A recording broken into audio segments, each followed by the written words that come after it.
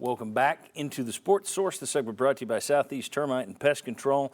If you've been traveling this summer, there's a chance some nitwit who stayed in the hotel before you left you the gift of bed bugs. Yes, those horrible critters are back in the news. It's awful. But if you've been hit with that kind of bad luck, call Southeast Termite and Pest Control. They've had to handle it, and they have handled it. They do it well. They can rid your home of bed bugs that have come home with you from your vacation. They will eradicate them. SoutheastTermite.com to learn more. The Haynes family's been doing this thing, like I say, for more than 50 years, since 1971. Great local company. All right, I want to welcome in the next member of our panel right down there. Chuck Cavalera's back with us. Chuck, thanks for being here. Great to be here. All right, Bill Connelly, I just keep saying that name. He keeps writing, he's one of the numbers guys for ESPN. He's been writing a lot about Tennessee the last few weeks. He had some comments this week about Tennessee's defense, and you know, all these stories about Tennessee, all these quotes and stuff. It's what happens when you're back in the top 10.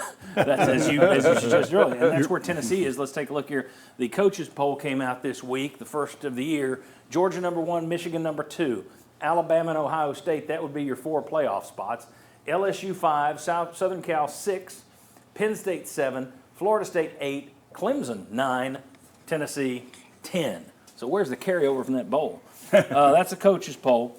But Bill Connelly said this week on Josh and Swain over on 99.1 The Sports Animal, if the offense takes a couple of steps backwards and the defense takes a couple of steps forward, everything's fine at Tennessee.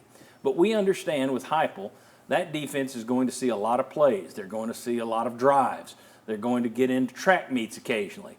But they made enough stops last year to win big. That's kind of the model for this unit. They don't have to be top 5. If they can be last year's defense, that's going to win a lot of games. But if your offense takes a step back, let's say your run game isn't as good as it was last year due to offensive line issues, or you lose the mobility of Hendon Hooker just using his legs, that could be an issue. Is Joe Milton as good as Hendon Hooker? If the offense takes a step back, then you're going to need that defense to take a couple of steps forward. Daniel Hood, someone who played offense and defense at UT, are you confident the defense will be better this year, will be improved? And if so, why or why not? Yeah, and so as we were talking off here, I was kind of thinking, like, where do they need to be better at? You look at tackles for loss, you look at sacks, run defense, they're all pretty far up there. But the one glaring issue, and I think this question really comes down to, is will their secondary be significantly better this year that they can lock up a team like Georgia did us last year? And I don't know. I'm not sold on that one just yet. You know, Coach Martinez was a coach when I played there. Loved the guy. But I'm wanting to see those guys take a step, and we haven't seen it yet. They made a bunch of really big plays last year, but I still don't see it just yet. Let me go ahead and put up the numbers. You're referencing some of these. We can give you the exact facts here if we can. Tennessee's defense last year was 6th in the SEC in scoring defense. That's pretty good. 3rd in scoring defense on the road, which is really good. 5th in the SEC in scoring defense versus SEC teams only. So a lot of people, we said this at the end of last year when people were saying Banks is the problem. We were saying Banks was your coach of the year for getting the most as he could out of that defense. They were 2nd in the SEC in rush defense, although part of that is because they were 12th in the SEC in pass defense. That's what Daniel's talking about. 2nd last year in takeaways. That's key. Because until they load up on talent on the defensive side, they got to make stops somehow. And then 2nd, as Daniel had me look up, also 2nd in the league last year in tackles for loss. So good across the board in terms of where you ranked in the SEC. Solid for that defense considering the offense it's paired with, except the pass defense. Yes. Chuck, is the defense going to improve this year? Yes, I think it will, and I think it starts with you got to find somebody that can replace the production of Byron Young, right? 7.5 sacks. A pass defense, to me, starts with getting pressure on the quarterback. That's been a glaring issue for Tennessee the whole time with Josh Heupel. Here's the other thing, guys. You were awesome on 1st and 2nd down. You were stopping the run. You're either getting minus yardage hits. Josh Heupel talked about this at SEC Media Days.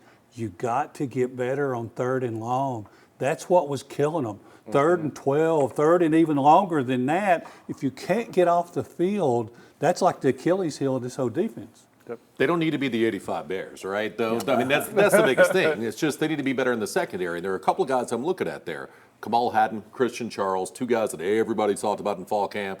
that we didn't see a lot from last year. How much of that was because of injury, we don't know. I think Gabe Judy Lawley, the transfer they've just brought in, is staying near my age, right? Because he's been playing for a minute. Right. But it's for Tennessee to help that secondary. I think to Chuck's point, the pass rush needs to step up. Somebody's got to replace that production from Byron Young to try to help those corners as well. Former quarterback, you're looking at a defense. What are you looking at first? Pass rush? You're looking at the secondary. Look at the front line. Look at the front first. The fronts first. Get protected first. And then as the play develops, looking at the secondary, see where they're moving in, and have your options in your brain where your receivers are going to be, and you have to anticipate them being open. And that's what I like about the opportunity of our defense making a big jump this year, because the defensive line has reportedly been playing better so far. Been playing a lot better. They got a couple new guys in there. They got some continuity together. They're going to have to replace the production of Byron Young on the end on the sacks. But when you got a lot of DBs with game experience, man, and they can create that extra second for that quarterback to hold the ball, that could be a sack or a tackle for a loss. So I'm excited about more production from the defensive side and Coach Martinez getting them guys ready. D-line was good enough last week that Rodney Garner was actually positive, which is And Rodney's old school, so if he give him a compliment, unusual. that's a big deal. Yeah, all right. That's a big deal. all right. Very good. When we come back, should everyone be trusting that last year's success will just carry over, or is every year a new team? You can have a lot of the same players, but the chemistry's changed. One or two leaders have changed. We'll discuss that next. Come on back on the Sports Source.